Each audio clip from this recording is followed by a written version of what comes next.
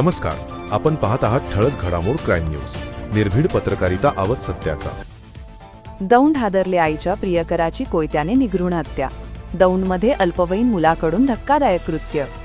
दौंड शहरात एका अल्पवयीन मुलाने आपल्या आईच्या प्रियकराचा निगृणपणे खून केल्याची धक्कादायक घटना घडली असून ही घटना दिनांक ऑगस्ट 14 रोजी रात्री 11:15 वाजण्याच्या सुमारास दौंड शहरातील बाजारतळाजवळील इंदिरानगर येथे घडली असून खून केल्यानंतर तो स्वतः पोलीस ठाण्याकडे पायी निघाला होता। प्रवीण दत्तात्रेय पवार, वय 35 वर्षे, राहणार इंदिरानगर बाजारतळाजवळ दौंड, असे मृत्यू झालेल्या तरुणाचे नाव आहे। या प्रकरणी भाजी विक्रेते नितीन अशोक गुप्ते यांनी दौंड पोलीस ठाण्यात फिर्याद दिली आहे। मिळालेल्या माहितीनुसार प्रवीण दत्तात्रेय पवार याचे एका महिलेशी अनैतिक संबंध होते। त्यावरून अल्पवयीन मुलाचे प्रवीण याच्याबरोबर यापूर्वी देखील वाद झाले होते।